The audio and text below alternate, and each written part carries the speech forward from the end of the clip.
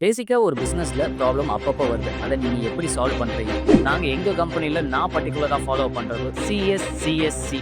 இந்த 5 பாயிண்ட்ட நாங்க ஃபாலோ பண்ணுவோம். அதுல சி அப்படிங்கிறது கம்யூனிகேஷன்.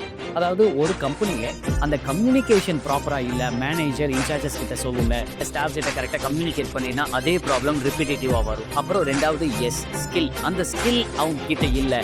அவங்களுக்கு சிரிக்கிற ஸ்கில் இல்ல, காஃபி போடக்கூடிய ஸ்கில் இல்ல அப்படின்னா அந்த ஸ்கில் இஸ் அ ப்ராப்ளம். அடுத்த சி கோர் ஐடென்டிஃபிகேஷன். அந்த ப்ராப்ளத்தோட கோரை விட்டுட்டு மேலோட்டமா அதை சால்வ் பண்ணிடுவாங்க. அது பார்த்தீங்கன்னா டெம்பரவரியா சால்வ் ஆயிடும். பட் அதோட கோர் அப்படியே இருக்கிறதுனால அதே ப்ராப்ளம் ரிப்பிட்டேட்டிவா வரும். அடுத்த பார்த்தீங்க அப்படின்னா சிஸ்டம். நீங்க சிஸ்டம் டெவலப் பண்ணிக்கிட்டே இருக்கணும். எங்க கம்பெனில சிஸ்டமை நாங்க மாத்திக்கிட்டே இருக்கோம். இதை எப்படி இம்ப்ரூவ் பண்ணலாம், இதை இன்னும் எப்படி பெட்டர் பண்ணலாம் அப்படிங்கிறத நாங்கள் ஆல்வேஸ் ஃபாலோ பண்ணுவோம். அடுத்தது லாஸ்ட் பாயிண்ட் சி சேஞ்ச்.